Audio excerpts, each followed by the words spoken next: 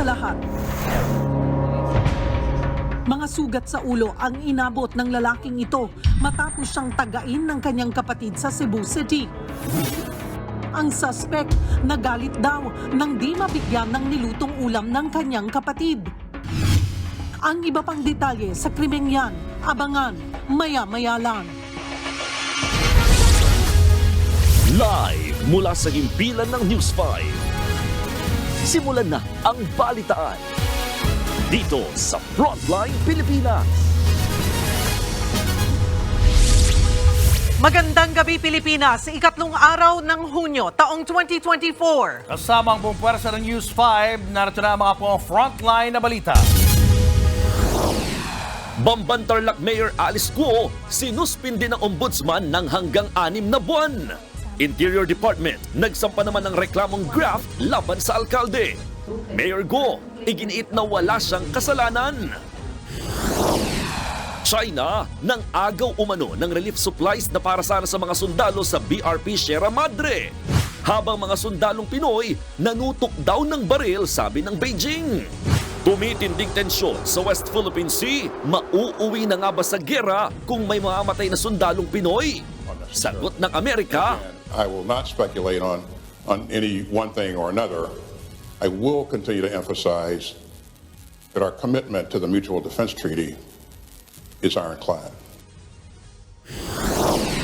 Ukrainian President Volodymyr Zelensky na bumisita sa Pilipinas sa unang pagkakataon, nagpasalamat kay Pangulong Bongbong Marcos sa suporta para sa kapayapaan sa Ukraine.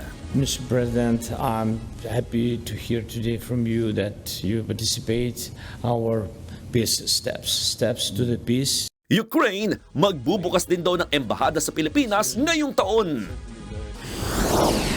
Ilang Maynilad customers sa Metro Manila at Cavite inabisuhang huwag munang inumin o gamiting pangluto ang tubig sa gripo. Dahil yan sa problema sa kalidad ng tubig sa Laguna Lake. 8 preso sa San Jose del Monte Police Station nakatakas.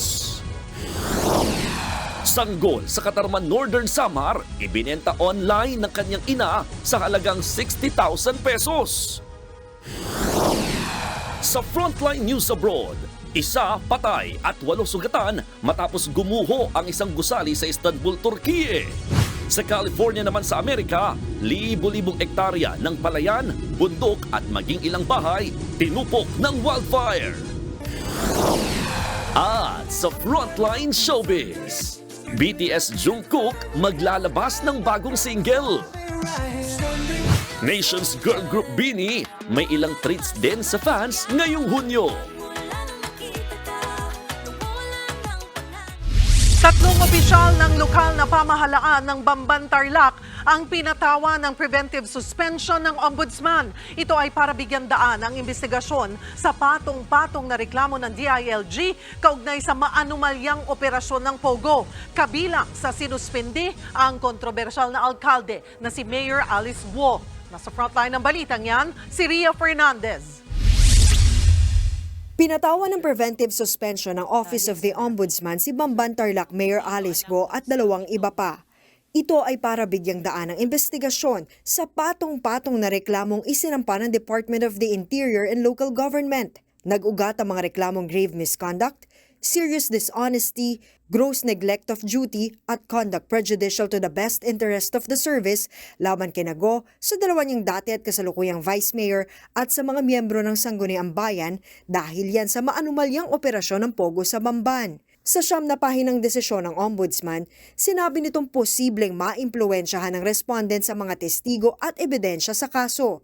Kaya bukod kay Guo, kasama sa sinuspende ang kanyang business permit and licensing office head na si Edwin Ocampo at municipal legal officer na si Aiden Sigua. Ayon sa Ombudsman, bukod kay Guo na may shares pa rin daw sa niraid na compound ng Baofu, malinaw na dawit si Ocampo kaya nakalusot ang operasyon ng Pogo sa Bamban. Dahil sa pagproseso sa mga permit kahit kulang-kulang ang mga dokumento ng mga Pogo. Naging pabayarin daw ang legal officer na si Sigua. Hindi niya raw kasi inimbestigahan ang anomalya sa business permit ng mga Pogo kahit malinaw na may kulang sa requirements. Paliwanag ng Ombudsman, preventive measure lang ang pinataw nila sa 3 pero posible silang masibak kung mapatutunayang totoo ang mga alegasyon. Sa kabila naman ng desisyon ng Ombudsman, nilinaw ng Office of the Solicitor General na hindi ito makakaapekto sa sarili nilang investigasyon kay Go. Mas nakatuon daw kasi sila sa pag-usisa sa pagkatao ng alkalde para tingnan kung kwalipikado pa rin siyang maupo sa pwesto. If there is basis to conclude that she is not legally qualified to hold public office or to continue exercising public office, then we may consider the matter of filing a petition for quo warranto. Sa ngayon, nangongolekta pa rin ng mga ebidensya ang OSG. Aminado si Guevara na komplikado ang kaso dahil mahirap ungkatin ang issue ng citizenship. Kaya may iba pang legal options silang tinitingnan laban kay Go. We need to look at other legal remedies first before embarking on a quo warranto petition on other grounds like residency or literacy or disqualifications according to the election code natin, no? So those things we are considering as well. So not only on citizenship. Nagbabalita mula sa Frontline, Ria Fernandez, News 5. Iginagalang naman daw ni Bamban Tarlac Mayor Alice Go ang desisyon ng Ombudsman pero ilalaban daw niya ang kanyang kaso. Sa isang payag, nanindigan ang alkalde na wala siyang kasalanan pero tila nahatulan na raw siya bago pa man marinig ang kanyang panig. Paglabagaan niya ito sa kanyang karapatan bilang isang tao at bilang isang alkaldeng binoto ng mga Pilipino. Ayon naman kay Senadora Risa Ontiveros na siyang nangunguna sa pagdinig sa Senado, noon pa nga daw dapat sinuspindi si Mayor Go. May impormasyon daw ang senadora na tinangka umano ni Go na pigilan ang investigasyon nung ni-raid ang Pogo Hub sa Bamban. Dagdag pa ni Ontiveros, walang dudang korektado sa Pogo ang alkalde. Dokumentado raw ito kahit pa ilang beses siyang nagsinungaling at kahit pa ilang beses niyang sabihing hindi niya ito maalala. Lipat naman tayo sa police report. Tinaga sa mukha ng sarili niyang kapatid ang isang lalaki sa Cebu City. Nag-ugat daw yan sa ulam nilang sardinas. Nasa frontline ng balitang yan, si John Aroa. Mga sugat sa noo at iba pang bahagi ng mukha ang inabot ng 20 anyos na lalaking ito sa barangay Inayawan, Cebu City. Ang may gawa niyan, ang kapatid niyang pinagsasaksak siya gamit ang panadtad ng karne. Ang pinagmulan daw ng kanilang away dahil sa ulam. Kwento ng biktima, nagluluto raw siya ng sardinas na may itlog nang dumating ang kanyang kuya. Nagalit daw siya matapos hindi mabigyan ng ulam dahil paborito niya raw ang sardinas na may itlog. Dito na raw kumuha ng kutsilyo ang suspect sa kanilang kusina at saka sinaksak sa mukha ang kapatid. Nagluto ko. Yung siya, kumukuha siya. Nagluluto ako noon. Kukuha sana siya. Sinabi ko na mamaya na kasi di pa luto. Sabi niya, baka batukan kita dyan. Sinagot ko na, batukan mo. Akala ko umalis na. Kumuha pala ng pang chop-chop ng karne. Tapos tinaga niya ako dito. Di ako nakadepensa kasi nagluluto ako. Maski ako, di ako makapaniwala na magagawa niya yun sa akin. Inamin naman ng suspect ang ginawang pananaksak pero depensa niya. Hindi kasi ako binigyan ng ulam. Ang tagal niya kasi akong binigyan tapos gutom na ako. Mabuti na lang nakaiwas ang biktima at hindi gaano malalim ang sugat na kanyang tinamo. Agad binaresto ng pamilya ang kanilang kaanak. Desidido raw silang ituloy ang kaso. Dagdag pa nila, gumagamit din daw ng droga ang kuya ng biktima. Niya ka na iyang buhat. Yung ginawa ngayon, ipapakulong talaga namin. Kasi kung makakalabas yan, pinagbabantaan kami na papatayin lahat. Nakakulong ngayon ang suspect sa Inayawan Police Station. Maharap siya sa kasong frustrated homicide. Nagbabalita mula sa Frontline, John Arua, News 5. Sinibak sa pwesto ang dalawang jail guard na naka-duty ng pumuga ang 8 preso sa San Jose del Monte Police Station. Hindi pa rin nahuhuli ang 4 sa mga nakatakas na preso. Nasa frontline ng balitang yan, si Hannibal Talete. Kaswal lang na naglalakad ang 6 na lalaking ito nang masapol sa CCTV ng Barangay Poblacion 1 sa San Jose del Monte, Bulacan, alas 3 ng madaling araw kahapon. Ang grupong yan, mga nakatakas na preso ng San Jose del Monte Police Station. Ilang minuto lang matapos dumaan ang unang grupo. 2 pang nakatakas na preso ang nakitang kumakaripas sa parehong kalsada. Sa iba pang kuha ng CCTV, kitang sumakay sa tricycle ang 4 na preso. Ang 2 iba pa, nagmamadaling sumakay ng bus. Ang natitira pang 2 pumugang preso. Nakita namang naglalakad sa San Ignacio Street. Pumara sila ng jeep pero hindi sila hinintuan. Pawang mga galing sa Selda 4 ng San Jose del Monte Police Station ang mga preso. Nakatakas po ang mga preso sa pamamagitan ng pagsira doon sa bakal na harang ng bintana sa may comfort room. Yun po ay kanilang nilagari po. 5 bakal ang nilagari ng mga preso para makagawa ng lusutan. Nakuha pa sa selda ang ginamit nilang lagari. Nadiskubre ang pagtakas ng isumbong ito ng isang nagising na preso. Iniimbestigahan pa ng mga pulis kung paanong naipuslit ang lagari sa kulungan.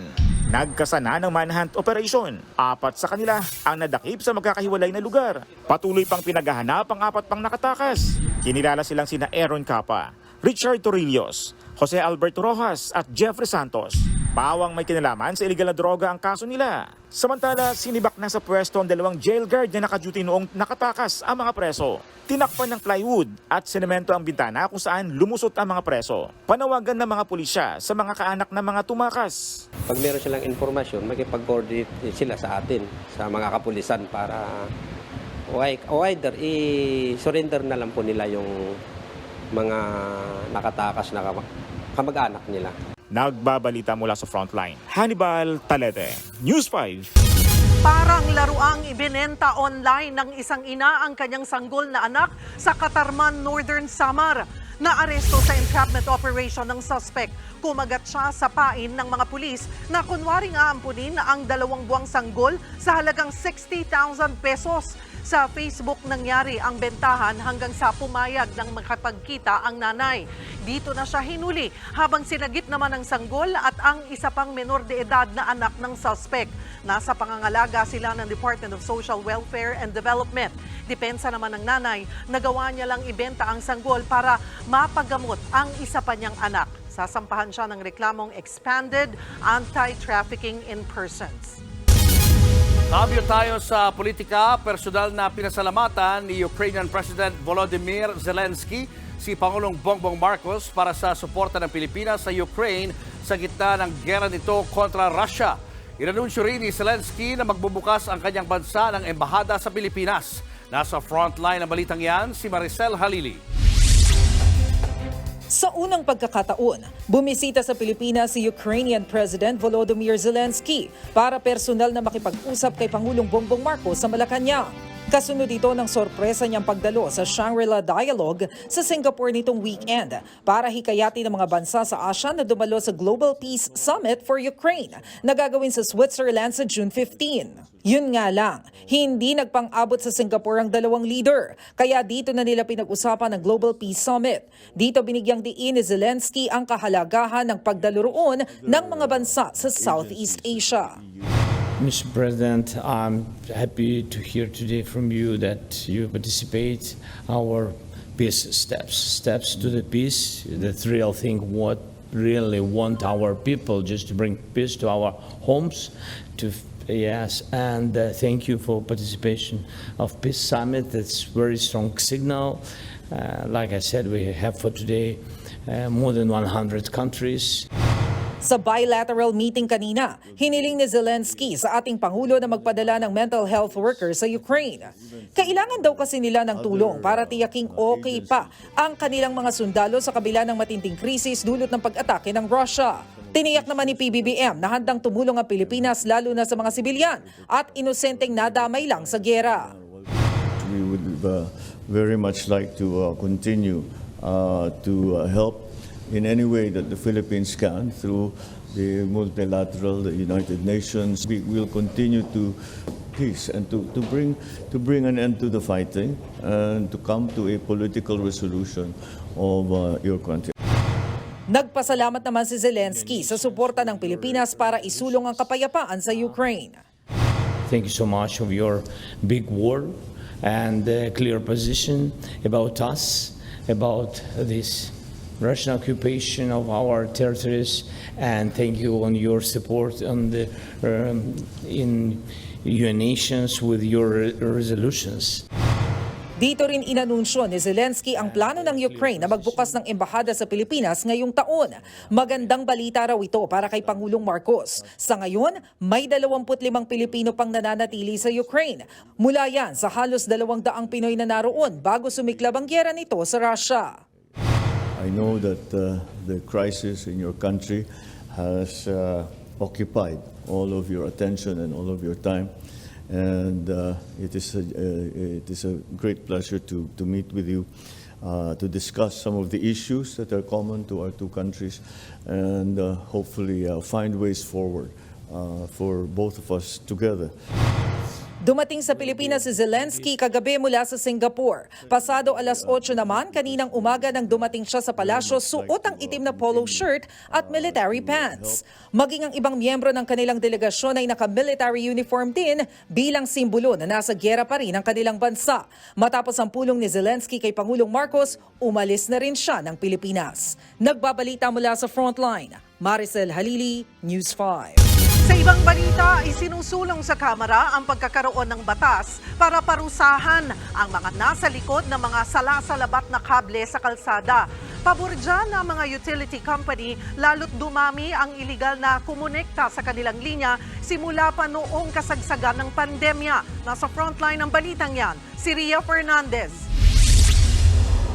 Sa araw-araw na lang, ganito ang eksenang sumasalubong kay Jomar Gaida papasok ng trabaho sa Mandaluyong. Dinaraanan niya sa sidewalk ang nakalawit na mga linya ng kuryente. Sobrang abala rin po kasi nakakatakot din po lalo na syempre baka hindi namin din alam kung live wire ba yan o ano. Doon na lang po, umiiwas na lang po. Kasi baka mamaya makuryente or lalo na po pag umuulan. Kaunting lakad pa ni Jomar, tatambad ang mas marami pang salasalabat o spaghetti wires sa gitna ng business district. Si Nanay Heriberta, 3 dekada nang nakatira sa Barangay Addition Hills. At sa pagdaan ng panahon, napansin niyang parami ng parami ang mga kable. Sila na raw mismo ang kumikilos para maaksyonan ang mga nakalawit na mga linya lalo't naging mitsa na ito ng sunog.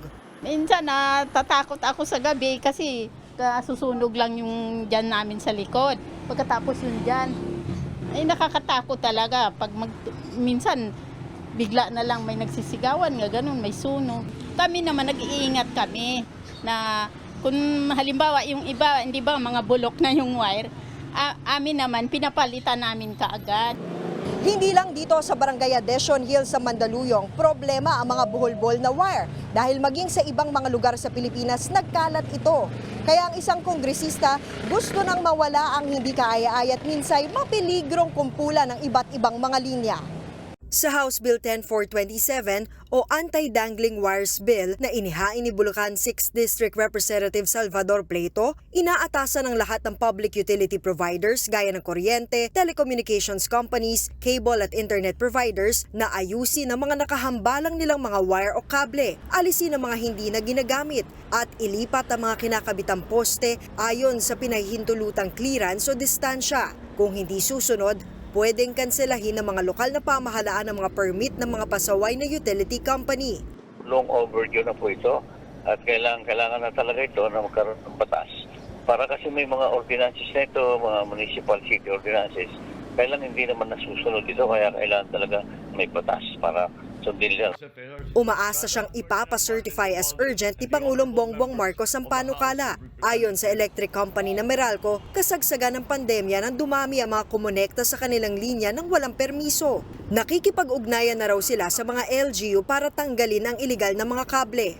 That is posing, as we speak, a problem to us because many of these are really compromising the safety of our facilities. I guess the new law, if it is eventually going to be enacted as one, will give us more teeth to go after the wires that have been attached illegally to our facilities. Ang telco company naman na PLDT, tuloy-tuloy ang cleanup drive sa mga luma nilang kable. Si Metro Manila Council President Mayor Francis Zamora makikipag-ugnayan kay MMDA Chairman Romando Artes para mapag-usapan sa susunod nilang council meeting ang mga pwedeng regulasyon sa issue ng spaghetti wire sa NCR. Nagbabalita mula sa Frontline, Ria Fernandez, News 5. Kailangan daw munang mamiyandahan ang SOGI bill bago ito pumasa sa Senado. Ayon yan mismo kay Senate President Chis Escudero. Mas mataas pa nga raw ang tsansang makalusot ang anti-discrimination bill kesa rito. Nasa frontline ng balitang yan si Camille Samonte. Sa pagdiriwang ng Pride Month ngayong Hunyo, nanawagan ng United Nations Population Fund sa Kongreso na ipasa na ang Sexual Orientation, Gender Identity, and Expression and Sex Characteristics o SOGI-SC Equality Bill. Napapanahon na raw isa batas ito para tiyaking nire-respeto ang karapatan ng lahat ng individual, anuman ang kanilang sexual orientation at kasarian. Ayon kay Senator Risa Hontiveros na nagsusulong ng SOGI-SC bill sa Senado, 19 na senador ang lumagda sa committee report ng panukalang batas. Patunay lang daw ito na tanggap ng karamihan ng mga mambabatas ang SOGI-SC bill. Pumirma rin sina Senator Bato de la Rosa, Grace Poe, Francis Tolentino at Coco Pimentel, pero maaari pa raw silang mag-amyenda o mag-interpolate. Pero mismong si Senate President Chis Escudero na ang nagsabi, mahihirapang makalusot sa Senado ang SOGI bill. Mas may pag-asa pa raw na maaprubahan ang anti-discrimination bill dahil mas malawak raw ang sakop ng sektor nito. Pagkakaalam ko kasi may mga objections sa ilan sa aming mga kasamaan tungkol doon noon pa. Unless nga yung mga amendments ay mapagbibigyan. Ito may kinalaman sa ika nga panghihimasok naman sa individual na opinyon ng ibang mga tao na taliwas o hindi sang-ayon sa opinyon naman ng iba kaugnay ng SOGI bill na dapat galangin din yun. Ganyan din ang posisyon ni Senator Joel Villanueva. Wala naman daw siyang problemang pagdebatehan ito sa plenaryo. I have nothing against LGBT. I will say it again. I am very, very close to a lot of the members of the LGBT community. Most if not all of them are saying wala silang diferensya. Hindi kami kailangan bigyan ng very, very, very, very, very important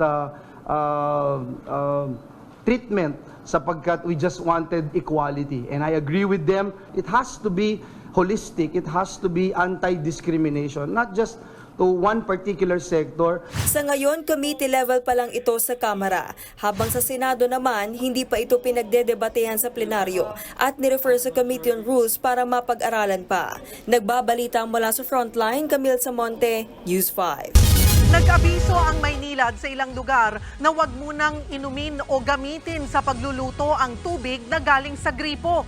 May problema raw kasi sa kalidad ng tubig na mula sa Laguna Lake. Nasa frontline ng balitang yan, si Shaila Francisco.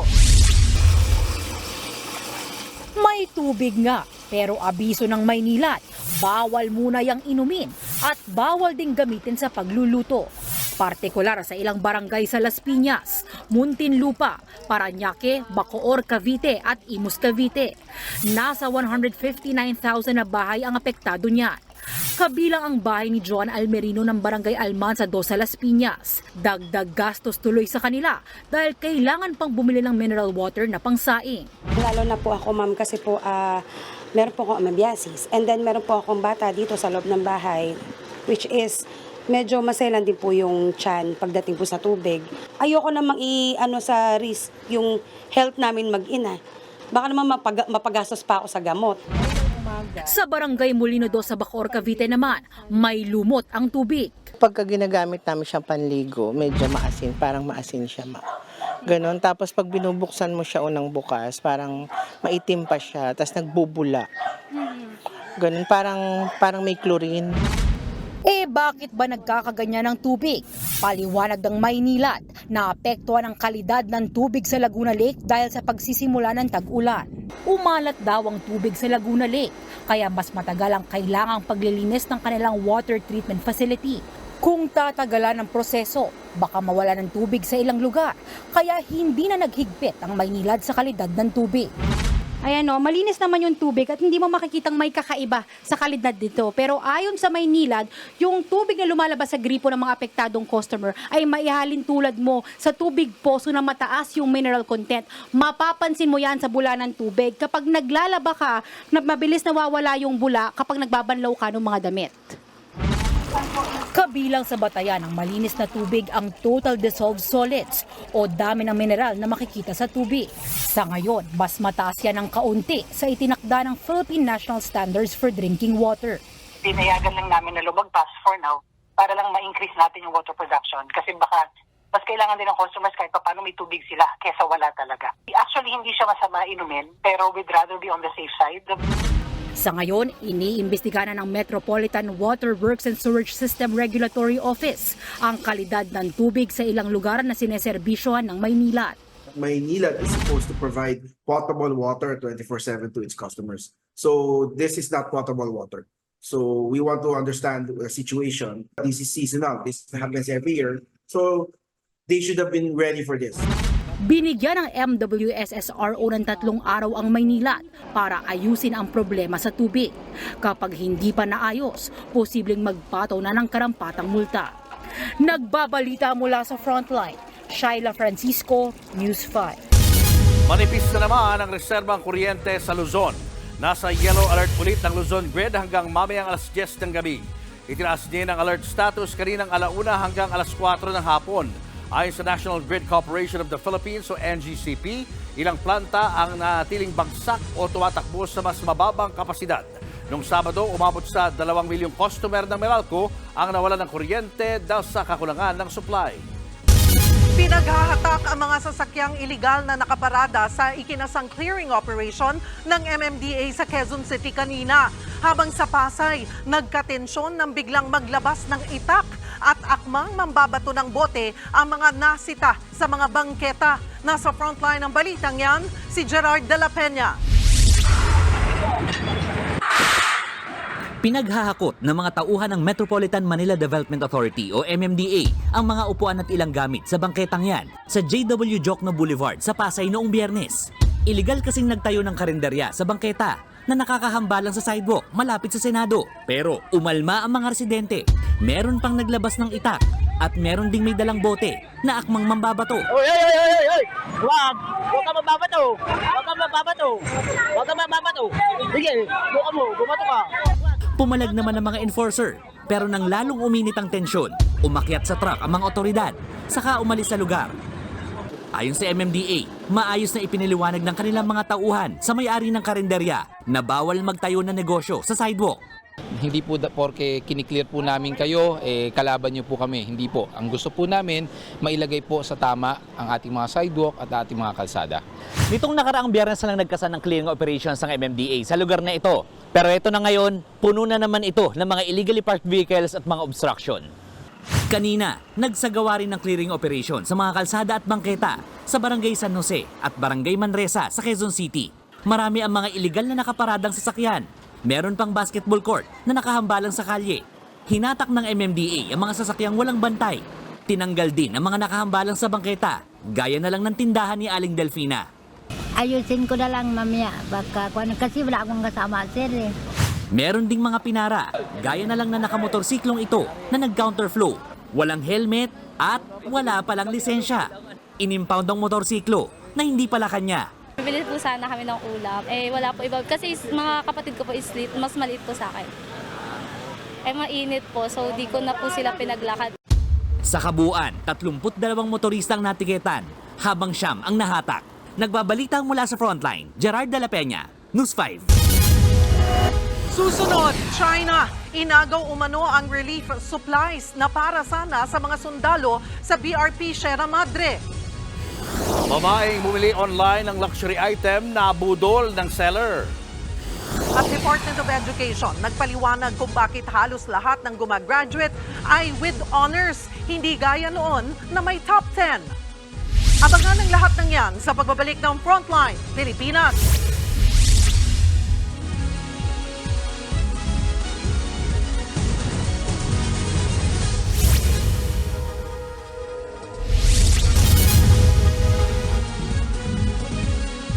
Mga kapatid, Cheryl Cosim po.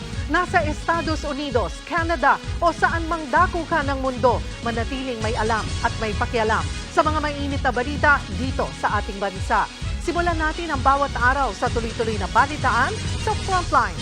Mag-follow at mag-subscribe sa social media pages ng News 5.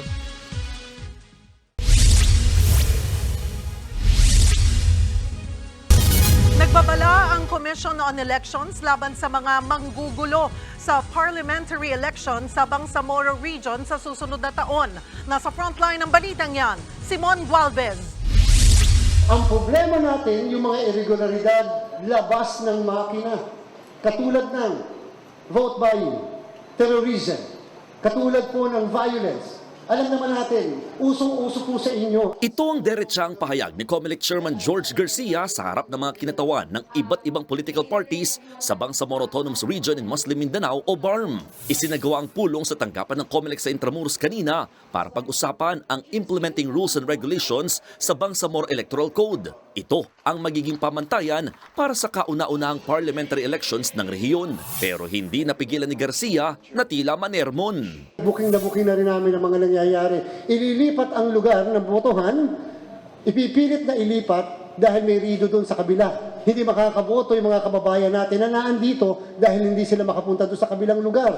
Ilalagay ang mismong botohan sa tabi ng bahay ni Mayor. Susunugin ang mga paaralan upang hindi doon makaboto. Yan na po yung nangyayari at paulit-ulit na nangyayari dyan, lalong-lalo na sa inyo sa Bangsamoro. Hindi po namin papayagan ang lahat ng yan.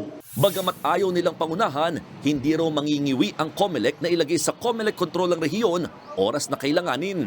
This is a warning. Do not test the patience and the limit of the patience of the Commission on Election. We will never hesitate to use the full powers of the COMELEC under the Constitution just to ensure that no lives are sacrificed.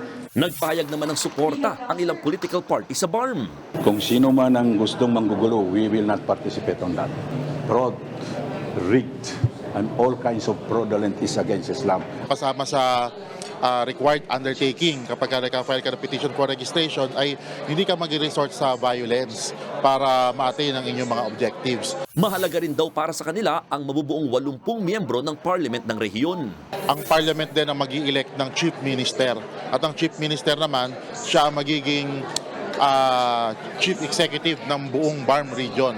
Ilan sa mga probisyon ng mangyayaring BARM elections ay ang pagbabawal sa turncoatism o paglilipat ng partido at anti-political dynasty. Dapat din magkaroon ng 30% na representation ng kababaihan sa parliament. Nakatakda dapat ngayong June 7 ang deadline para sa pagpaparehistro ng mga political party na sasali sa parliamentary elections sa Bangsamoro Region. Pero dahil sa iisa pa lamang ang nakapagpaka-credit na mula sa mahigit 10 inaasahang partido politikal, nakatakdang i-extend ng COMELEC ang deadline hanggang sa katapusan ng buwan. Nagbabalita mula sa frontline, Mon Gualvez, News 5. Posibleng ipagbawal ng COMELEC ang paggamit ng Artificial Intelligence o AI sa darating na 2025 midterm elections. Ayon kay COMELEC Chairman George Garcia, posibleng gamitin ang AI laban sa isang kandidato para magpakalat ng maling impormasyon. Dahil dyan, pinag-aaralang isama bilang election offense at ground for disqualification ang mga kandidatong mapapatunayang gumamit ng AI o deepfake sa kanilang pangampanya. Ang AI ay tumutukoy sa kakayahan ng makina na mag-isip at kumilos na parang tao, habang ang deepfake ay minanipulang larawan, audio at video. Sa kabila niyan, aminado rin ng COMELEC na hirap silang panagutin ang mga tao na sa likod ng online offenses. Nakatakda namang talakayin ng COMELEC ang mga patakaran para sa mga kandidatong mangangampanya sa social media platforms. Baka pa kasi magamit pa ang AI lalo na ng halimbawa sa issue ng drug, sa issue ng sugal. When it comes to election, pwede kasing ma-merge ang mga yan. Pero tatandaan po ninyo, kahit nung nakarang halalang, ginawa po namin, sinulatan namin kung sino ang nabibinipisyohan nung mismong material. And therefore, pwede namin ipatanggal sa kanila. Pag hindi nila tinanggal, isa lang ibig sabihin, hindi sila sumunod doon sa request ng Commission on Election. Doon namin sila paparusahan.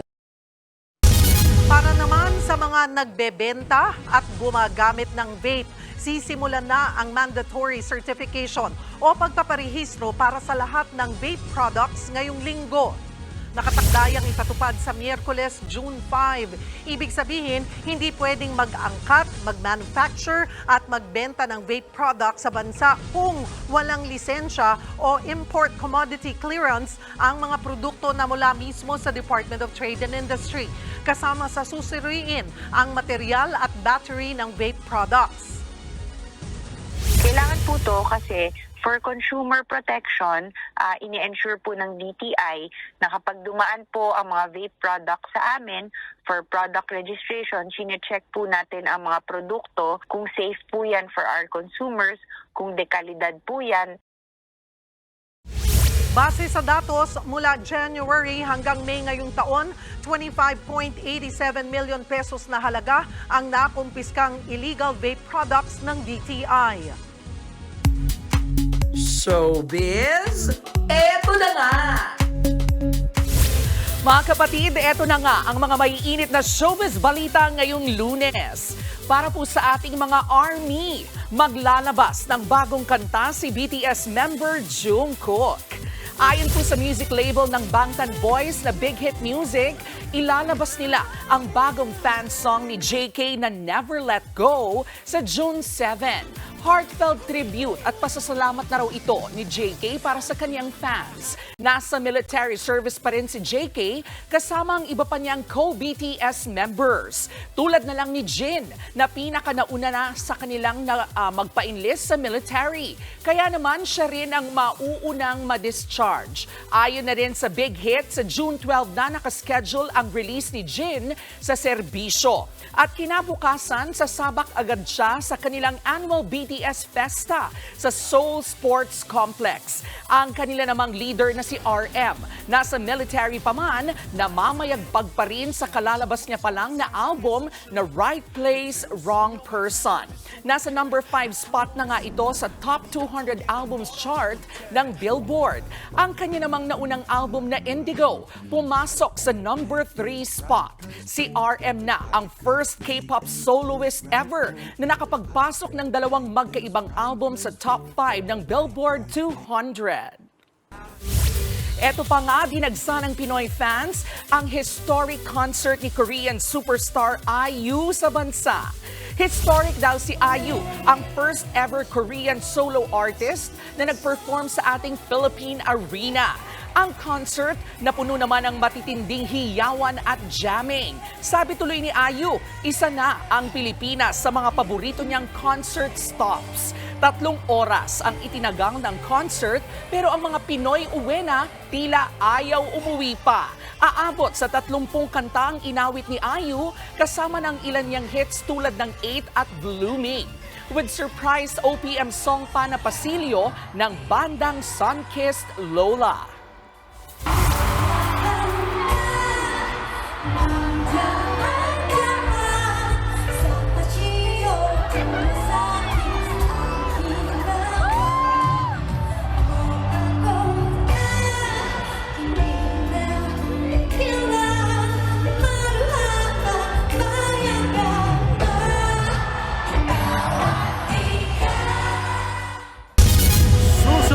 DepEd ng paliwanag kung bakit maraming honor students ang nagtapos ngayon.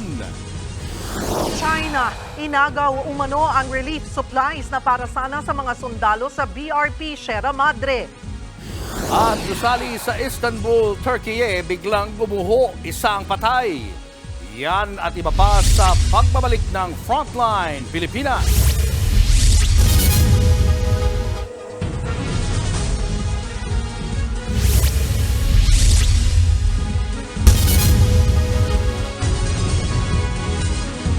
Mga kapatid, Julius Babaw po. Nasa Middle East o sa amang dako ka ng mundo, manatiling may alam at may pakialam sa mga mainit na balita dito sa ating bansa. Simulan po natin ang bawat araw sa tuloy-tuloy na balitaan sa Frontline. Mag-follow at mag-subscribe sa social media pages ng News 5.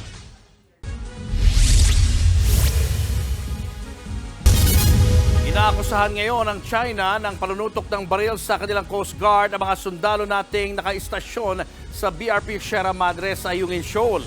Inagaw din daw ng mga Chinese ang supply at pagkain ng mga sundalo saka itinapon sa dagat. Nasa frontline ng balitang yan si Gio Robles. Isang bagong video ngayon ang pinapakalat ng China para akusahan ng panunutok ng baril ang mga sundalong Pilipino na nakaistasyon sa BRP Sierra Madre sa Ayungin Shoal. Nangyari umanong insidente noong May 19 sa kasagsagan ng airdrop mission para hatiran ng supply ang mga sundalo. Base sa 30-second video na inalabas ng Chinese state-controlled media, kita ang paghulog ng supply ng eroplano sa BRP Sierra Madre. Pero sa sumunod na kuha, lumapit ng isang Chinese inflatable boat sa barko. Dito na nagtayuan ng mga sundalo sa deck ng BRP Sierra Madre na tila naging alerto habang tinitignan ang lumapit na rubber boat ng China. Ayon sa Chinese media, may hawak daw ng mga baril ang mga nasa barko at tinutukan ang China Coast Guard. Bagamat hindi rin nakunan ng video, kinumpirma naman ng di nagpakilalang opisyal ng militar sa pahayagan na Inquirer na inagaw din daw ng China ang hinulog na supply saka itinapo ng mga pagkain sa dagat. Hinarangan din umano ng China Coast Guard ang medical evacuation sa isang sundalong may sakit. Wala pang pahayag ang Armed Forces of the Philippines tungkol dito. Pero kung 2016 arbitral ruling ang pagbabasehan, malinaw na iligal ang pagpapatrolya ng China sa Ayungin Shoal na pasok sa Exclusive Economic Zone ng Pilipinas. Ilang beses nang nagbanggaan ang mga barko ng China at Philippine Coast Guard sa Ayungin at sa iba pang bahagi ng West Philippine Sea. Kaya ang China malapit na raw mapuno. Sa idinaos na Security Forum na 21st Shangri-La Dialogue sa Singapore nitong weekend, sinabi ng Defense Minister ng China na matagal na raw silang nagtitimpi sa patuloy umanong panghihimasok at pangahamon ng ibang bansa sa South China Sea, pero may hangganan din daw ito. Walang bansang direktang pinangalanan ng opisyal pero si Pangulong Bongbong Marcos una na ring nagbabalang posibleng mauwi sa gyera ang sigalot sa China kung may Pilipinong masawi sa gitna ng tensyon. If a Filipino citizen is killed by a willful act, that is, I think, very, very close to what we define as an act of war. And therefore, we will respond accordingly. We would have crossed the Rubicon, certainly crossed the Rubicon. Is that a red line? Almost certainly. May umiiral na Mutual Defense Treaty ang Amerika sa Pilipinas. Gamitin ni Marcos para humingi ng tulong sa Estados Unidos kung lumala ang gulo. Pero ang tanong, sasabak nga ba agad sa gyera ang Amerika kung may mamamatay na Pilipino sa dagat? There are a number of things that can happen at sea or in the air. We recognize that. But our goal is to make sure that we don't allow things to spiral out of control unnecessarily. And again, I will not speculate on any one thing or another. I will continue to emphasize that our commitment to the Mutual Defense Treaty is ironclad. Nagbabalita mula sa Frontline, Gio Robles, News 5. Gumuho ang isang gusali sa Istanbul, Turkey. Nagkataong may mga nag-aabang ng bus nang mangyari yan. Isa ang patay habang 8 ang sugatan. Narito ang Frontline News Abroad ni Rainiel Pawid. Naghihintay makasakay ng bus ang mga pasaherong yan sa Istanbul, Turkey nang biglang gumuho ang isang residential building at bumagsak ito sa gitna ng kalsada. Sa gulat at takot, nagpulasan ng mga pasahero habang nabalot ng usok ang buong lugar. Mabuti na lang hindi nasaktan ang bus driver at mga pasahero. Sa isa pang anggulo ng CCTV, kita ang pagdaan ng isang kotse na hindi nabagsakan. Pero halos mapulbos naman ang gumuhong gusali. Agad nagsagawa ng search and rescue operation ang mga otoridad. Gumamit ng mga makina para madaling maputol ang mga bakal. At nag-deploy rin ng K9 unit.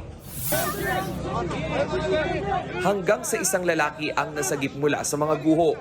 Isinakay siya sa stretcher at dinala sa ospital.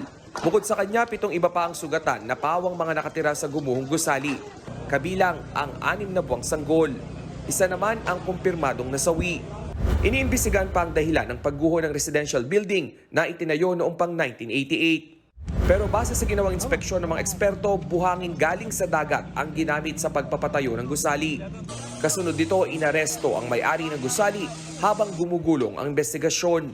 Nagbabalita mula sa Frontline, Rainiel Pawid, News 5. Libo-libong hektarya ang nasusunog sa California dahil sa grass fire. At dahil sa lakas ng hangin, damay na ang mga bahay at mga sasakyan ng mga residente. Yan ang Frontline News Abroad ni Brian Basa.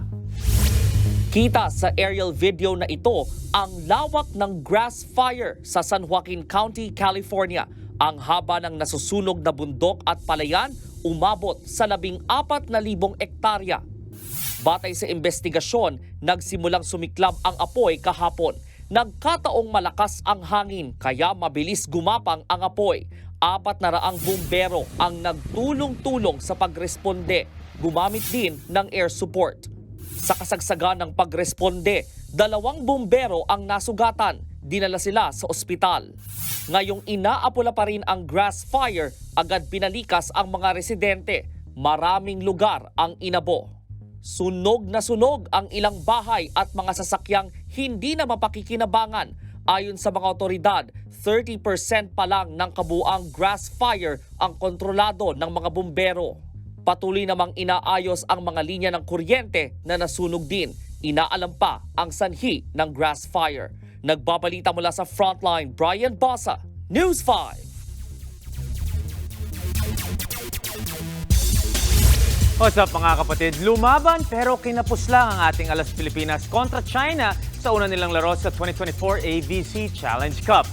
Dikita ng each set para sa ating men's national team pero na-sweep pa din sila 19-25, 22-25 at 22-25. Dahil sa opening day loss, must win na ang susunod na laro nila kalaban ng home team Bahrain. Ayon kay head coach Sergio Veloso, aasa pa rin sila sa kanilang magandang mix ng youthful energy at veteran expertise. Maganda din daw na nakalaban na nila ang malakas na team tulad ng China dahil magandang experience ito para sa mga batang malalaro ng koponan. Despite the sweep, naniniwala siya na maganda ang naging performance nila lalo na sa last 2 sets. Ika ni Coach, sometimes we win but every time we need to learn. Sa PBA naman, malapit na mag-umpisa ang pakpakan ng San Miguel Beermen at Meralco Bolts para sa 2024 Philippine Cup Championship. Maraming storyline ang dapat abangan sa parating na serye at nasa frontline ng balitang yan si Marty Bautista. The final stage is set para sa 2024 PBA Philippine Cup. Maghaharap ang San Miguel Beermen na planong dagdagan pa ng isa ang 29 championships ng kanilang franchise at Meralco Bolts na naghahanap ng una nilang kampyonato. Isa sa mga aasahan ng Bolts si rookie Brandon Bates na nag-ambag ng crucial baskets at magandang depensa sa Game 7 semifinals kontra Barangay Ginebra. Inamin ng youngster na intimidated siya sa mga veterano ng liga gaya ni big man Junmar Fajardo. You know, there was a lot of pressure, a lot of expectations. Honestly, after playing all those games, after playing the series, fears are still the same. Honestly, after I versed C-Stan, after I versed Jappa, after I versed all the other good big guys, you know, fears are still the same. I'm still scared. Pero kahit maituturing na Goliath ng liga, hindi raw magpapakampante ang Beermen. Alam naman namin pag finals, mahirap yung mas lalong tataas yung level ng kompetisyon. So, ayun.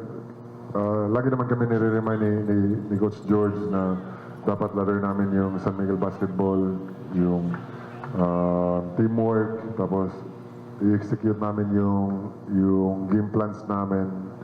Tapos, ayun, i-enjoy namin yung game, but at the same time, compete. Sa kabila naman ng komento ng ilang bashers, inihayag naman ni PBA Commissioner Willie Marshall na buhay pa rin ng PBA.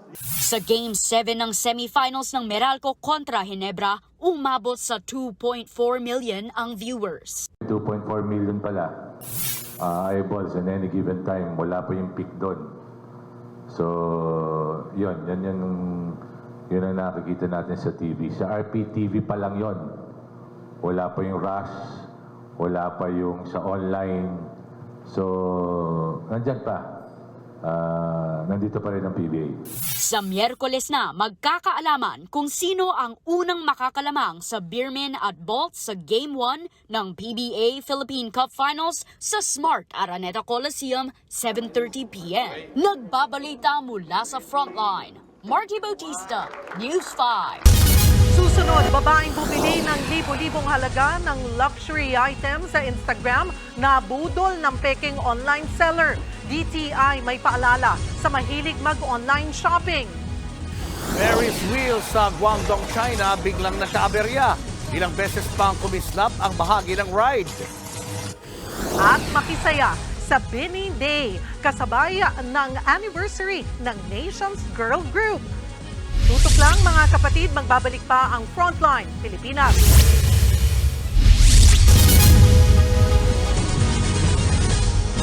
Mga kapatid, Jig Manikad po, nasa Middle East o saan mang dako ka ng mundo manatiling may alam at may pakialam sa mga mainit na balita dito sa ating bansa. Simulan natin ang bawat araw sa tuloy-tuloy na balitaan sa Frontline. Mag-follow at mag-subscribe sa social media pages ng News 5.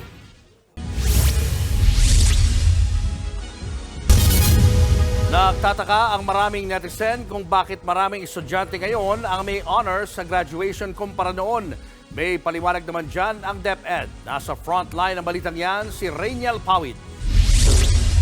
Ngayong graduation season, maraming proud sa nakuhang award ng mga estudyante. Pero sa isang tweet, bakit daw parang lahat ng bata may award? Noon daw kasi mahirap magkaroon ng honor o makapasok sa top 10. Pero ngayon, 2/3 na sa klase ang may award.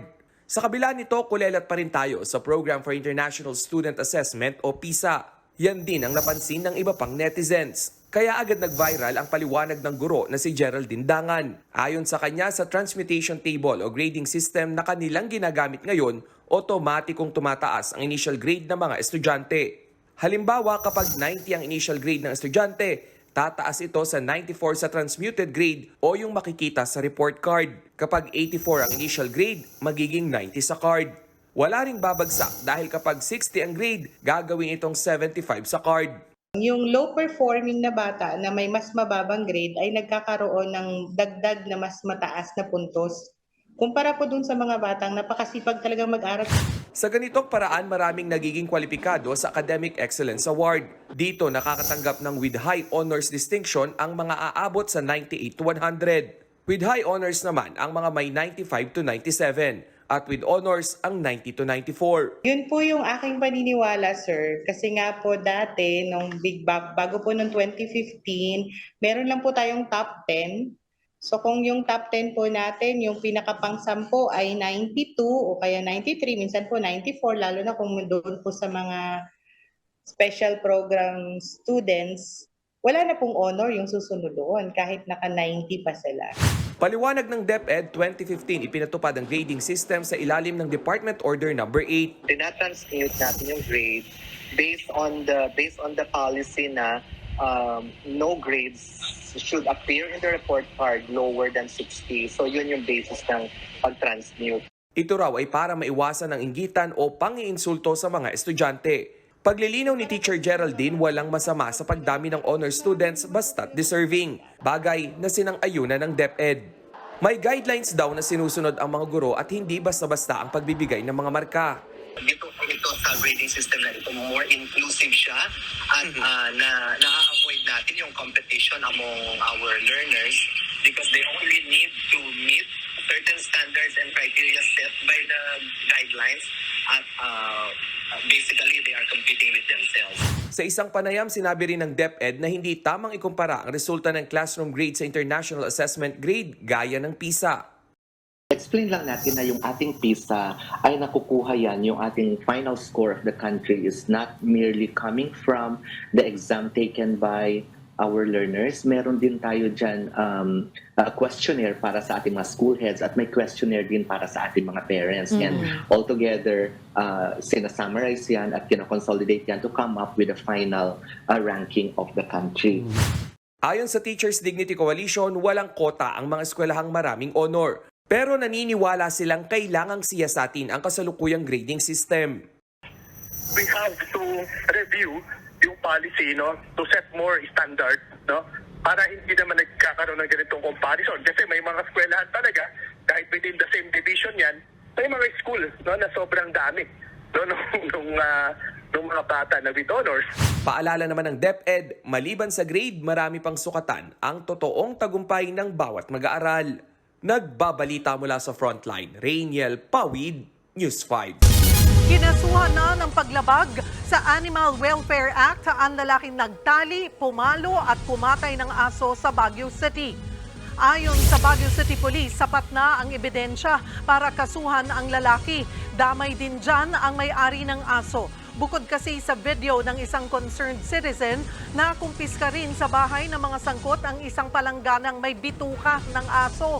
Kinumpirma yan ng City Veterinary and Agriculture Office. Matatanda ang unang nakulong ang kumatay ng aso noong Biyernes, pero pinalaya din dahil sa kakulangan ng ebidensya. Sakaling mapatunayang lumabag nga sila sa Animal Welfare Act, aabot sa 6 hanggang 2 taong pagkakakulong at multang hanggang 5,000 piso ang parusa. Nangako naman ang lokal na pamahalaan na mas paiigtingin pa nito ang kampanya kontra dog meat trade. 4 ang patay habang 7 ang sugatan sa karambola ng 3 sasakyan sa Chaong, Quezon.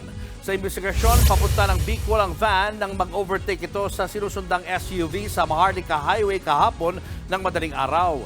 Tiyempong parating ang isang pampaserong bus at sumalpok dito ang van at nadamay na rin ang SUV. At sa lakas ng salpukan, na-UP ang van. 4 na sakay nito ang patay habang 7 pasahero ang sugatan. Nakakulong na rin ang driver ng van na maharap sa patong-patong na reklamo. Susunod, China inagaw umano ang relief supplies na para sana sa mga sundalo sa BRP Sierra Madre. Babaeng nag-shopping ng luxury items sa Instagram nabudol ng peking online seller. At Filipino boxers Carlo Paalam at Hergy Bacyadan pasok na sa Paris Olympics 2024. Marami pa kayong mga balitang dapat malaman sa pagbabalik ng Frontline Pilipinas.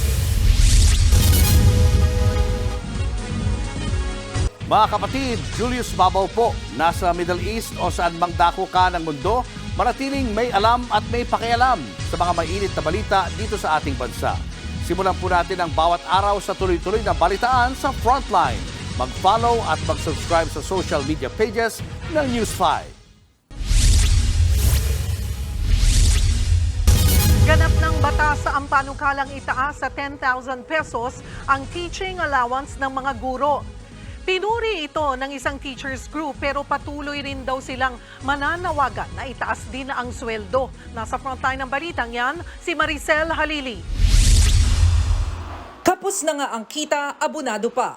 Ito ang karaniwang reklamo ng mga public school teacher dahil sa kulang-kulang na school supplies sa mga paaralan. Kaya para maayos ito, nilagdaan na ni Pangulong Bongbong Marcos ang Republic Act 11997 o ang Kabalikat sa Pagtuturo Act. Sa ilalim ng batas na ito, magiging 10,000 piso na ang teaching allowance ng mga guro mula sa kasalukuyang 5,000 piso. For decades, they have willingly taken on the burden of having to spend their own money on classroom supplies to aid them in teaching. They embrace this wholeheartedly as their responsibility, as part of their duty as teachers, as part of their vocation. With the passage of this law, we are easing some of the burden that you carry each day. Simula pa sa susunod na taon, makukuha ng mga guro ang mas malaking allowance kapag naipasa na ang 2025 General Appropriations Act. Exempted ito sa income tax dahil gagastusin din naman ito ng mga guro para sa teaching supplies. Teachers teach because they feel they have to teach and they want to teach. And that's why we must give them the support so that they are allowed to do precisely that. Tinawag naman itong tagumpay ni ACT Teachers Party List Representative Franz Castro na siyang principal author ng panukalang batas. Tagumpay sa mga teachers na talagang walang sawa for 13 years na nagkampanya, na naglabi, talagang gumawa ng iba't ibang mga creative na pamamaraan para mapansin itong ating panukalang batas na ito. So ito po ay sa inyo, you deserve it. Present sa signing ceremony ang mga legislador na sumulat ng batas. Pero absent ang kalihim ng Department of Education na si Vice President Sara Duterte. Nagpasalamat naman sa pamahalaan ng Teachers Dignity Coalition. Pero giit ng grupo, patuloy pa rin silang mangangampanya para taasan naman ang sweldo ng mga guro. Nagbabalita mula sa Frontline, Maricel Halili, News 5. May binunyag si dating Health Secretary Francisco Duque III tungkol sa paglilipat ng pondo ng Department of Health noong pandemya. Git ni Duque, may pahintulot itong mula mismo kay dating Pangulong Rodrigo Duterte. Nasa frontline na balitang yan, si Marian Enriquez. May basbas daw ni dating Pangulong Rodrigo Duterte ang kontrobersyal na paglilipat ng pondo ng Department of Health sa procurement service ng Department of Budget and Management noong 2020. Yan ang isiniwalat ni dating Health Secretary Francisco Duque sa budget briefing kanina ng ahensya. Ito ay inauthorize ni former President Duterte. Tama. In his public pronouncements, the transfer was done because of the public health emergency which he declared sometime in March. Matatanda ang nasa 47.6 billion pesos na pondo ang inilipat ng DOH sa procurement service ng DBM para pambili ng COVID-19 supplies noong pasimula pa lang ang pandemya. Ayon kay Duque, ang paglilipat ng pondo ay alinsunod din sa mga executive at administrative order at letter of instruction at nakabase rin daw ito sa rekomendasyon ng Interagency Task Force on COVID-19 noon.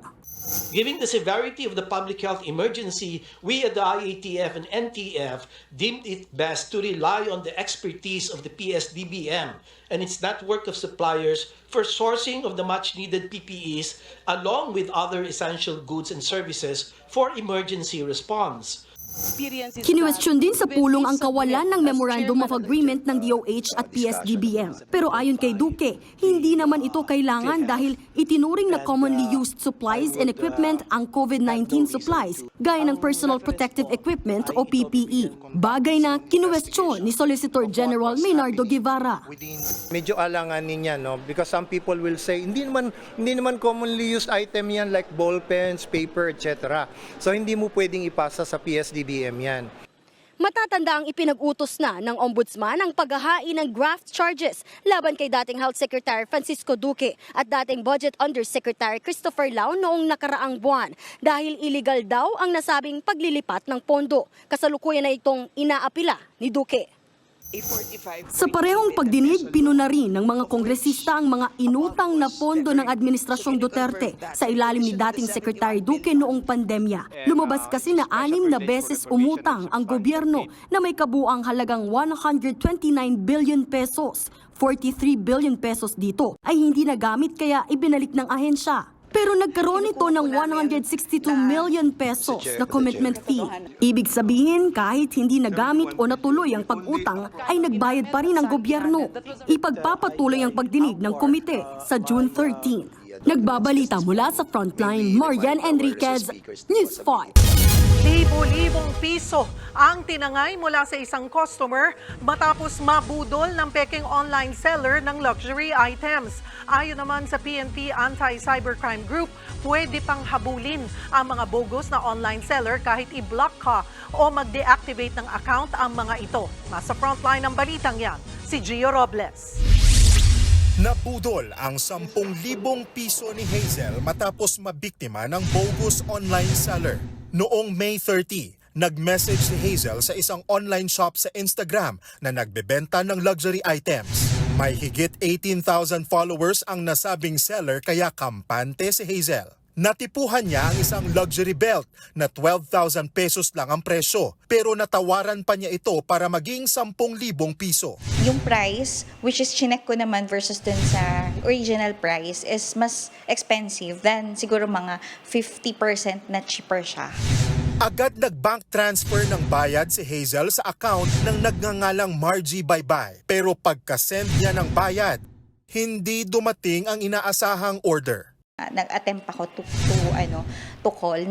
Yun nga, sabi niya sa akin na for shipment, wait lang. Sabi niya, wait sis. Ganun yung mga words sis. Ganyan. Kasunod nito, binlock na ng IG account si Hazel. Siyempre na-shock ako. 10,000 is hindi biro. Hindi biro at saka pinaghirapan ko rin yun.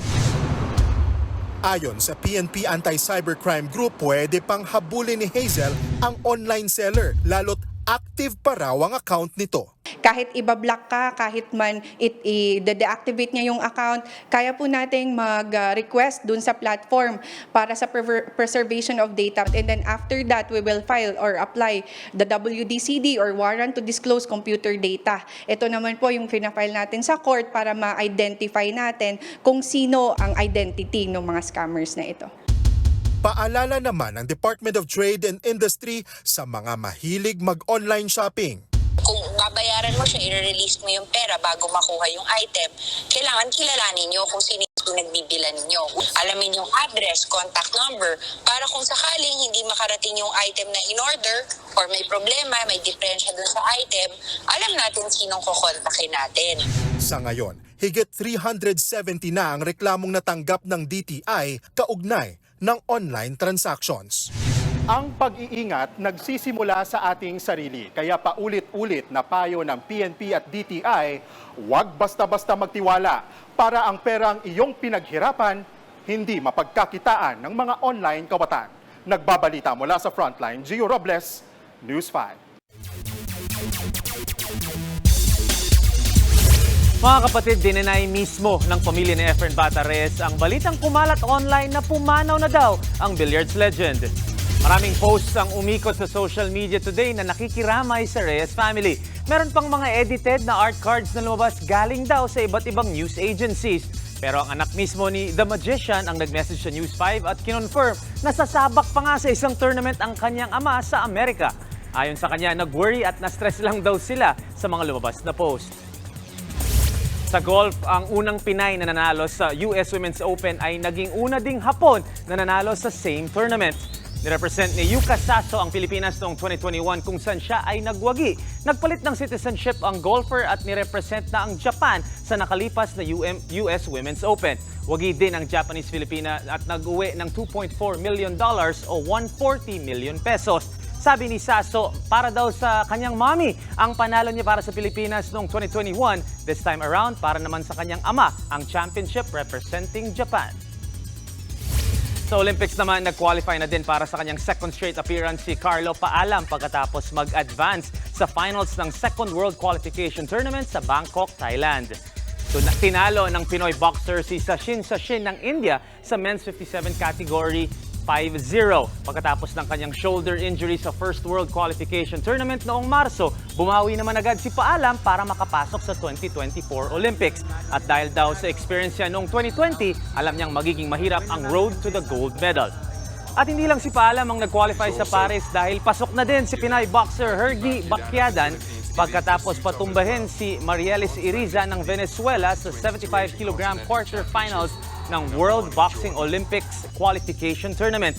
Sabi ni Bacquiadan, matindi daw ang naging pressure para mag-qualify at alam niyang marami siyang matututunan sa Olympic experience. At yan ang mga pandi ng Sports News Today. It's your Sports Tito Mike Reyes. Peace and love.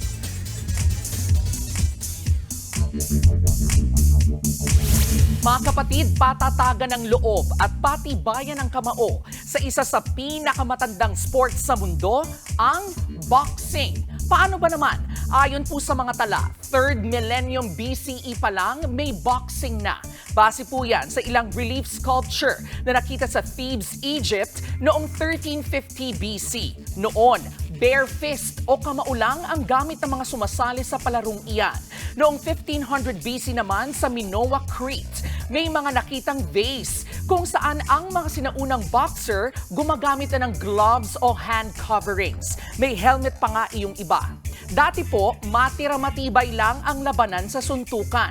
Hanggang sa kalaunan, na-develop na lang ang mga panuntunan sa bakbakan ng mga boksingero. Speaking of, sa boxing history, itinuturing naman na pinakabatang world champion ang Puerto Rican na si Wilfred Benitez. Nanalo siya ng WBA light welterweight title noong siya'y 17 years old pa lamang.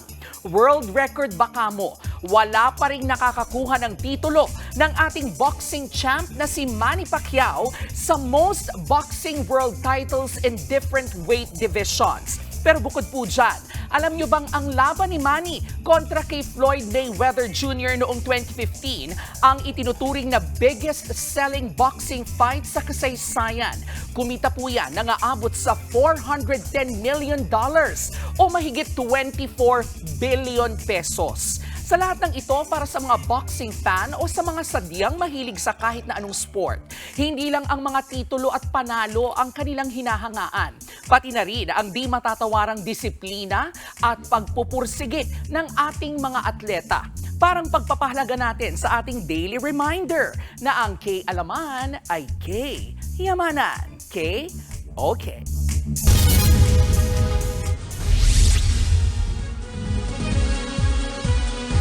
Mga kapatid, Jiggy Manikad po, nasa Middle East o saan mang dako ka ng mundo, manatiling may alam at may pakialam sa mga mainit na balita dito sa ating bansa. Simulan natin ang bawat araw sa tuloy-tuloy na balitaan sa Frontline. mag-follow at mag-subscribe sa social media pages ng News 5.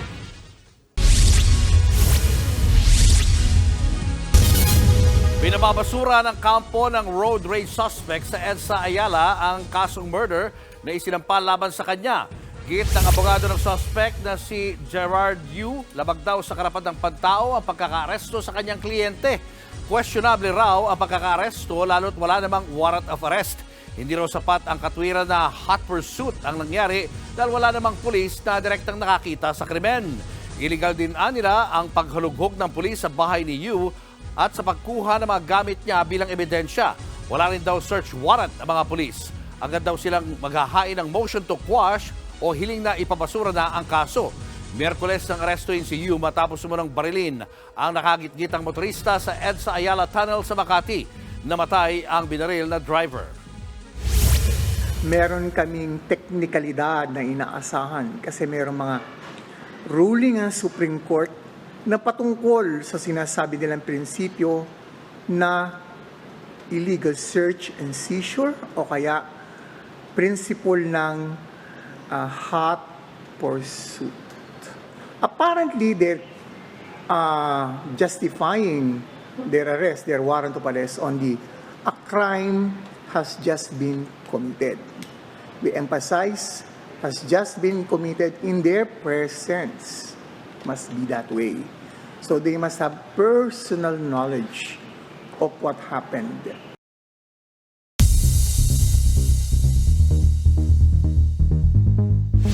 Nagkaaberya ang isang Ferris wheel sa Guangdong, China. Ilang beses kumislap ang bahagi ng ride. Makikita sa video na nangyari ang mga pagputok sa gitnang bahagi ng Ferris wheel. Delikado yan lalo't pundasyon yan ng naturang ride. Mabuti na lang, hindi pa operational ang Ferris wheel kaya wala pang nakasakay. Base sa inisyal na investigasyon, posibleng nagka-short circuit kaya nagkaroon ng mga pagputok. Showbiz, eto na nga! Mga kapatid, eto na nga naghatid ng #TheFeels ang K-pop group na Twice sa kanilang fan meet itong weekend sa bansa.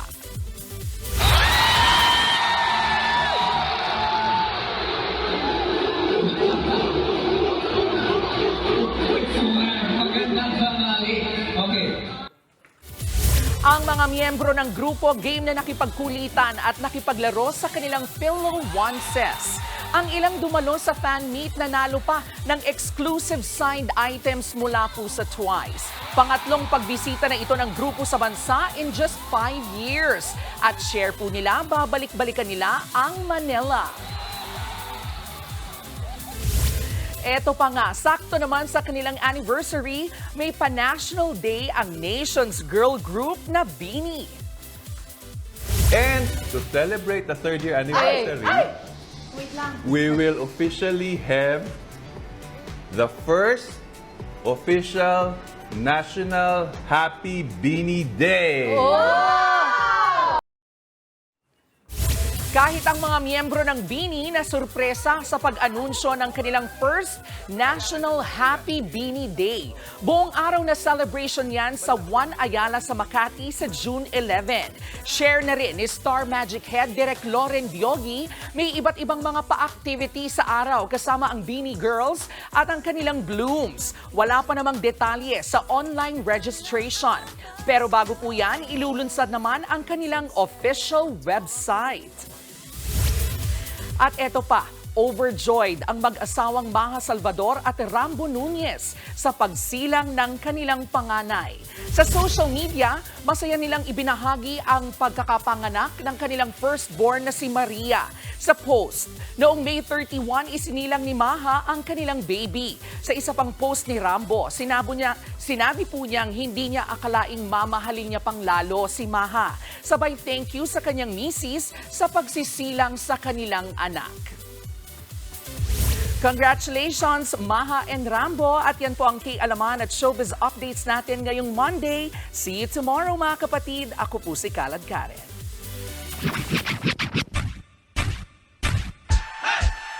Sa init ng issue ni Mayor Alice Go sa Senado, pati siya di na rin nakatakas sa kakulitan ng ating mga kapatid online. Yan at ang iba pang kwelang pampasaya ng mga netizen sa kwento sang minuto ni Mark Logan. Mainit ang naging talakayan sa Senado. Tinanong ang sentro ng investigasyon. Kung sa farm ka lumaki, sino ang may-ari ng farm? Si Old MacDonald po, Your Honor. MacDonald had a farm. And on that farm, nagtapos? Saan ka nag-aral? Speaking of mga pusang makulit, hayaan naman nating sila ang mangulit. Mabuti nagising pa kayo. Ang hali na naman ang bangon ninyo. Kaya nababad na naman ang mga mata ninyo. Pakasarap talaga ng mga buhay ninyo. Bakasyon na naman. Makabili nga ng bagong TV para sa mga bata. Pwede ring mag-travel. Yung dala mo na ang buong bahay mo. O kaya, simpleng kasiyahan lang. Mag-rides. Kaya pala ang haba ng pila. Nag-enjoy si Manong Guard. Ang sipag siguro mag-aral ng batang ito, aba, she graduated with honor. Nagbabalita mula sa frontline. Sinabi ko mo, smile. Smile! Mark Logan, News 5. Nakakatakot na mag-smile yun. Nakangisi. Parang galit yung doggy Ako yung with honor. Pero si Alice Go nga, no? Parang very common yung mukha niya. Kahit saan makikita mo. Ngayon talaga, sa social media, kahit saan ka pumunta. Yung mukha niya, hindi mo na po maalala, Your Honor. Hindi mo na maalala. Hindi ko maalala. Anyway, yan ang mga balita at impormasyon dapat yung malaman sa araw na ito. Mga balita para sa mga may alam at may pakialam. Kami ang inyong mga kasangga sa Frontline Pilipinas.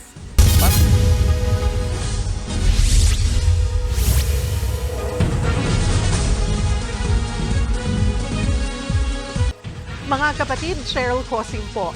Nasa Estados Unidos, Canada o saan man dako ka ng mundo, manatiling may alam at may pakialam sa mga maiinit na balita dito sa ating bansa.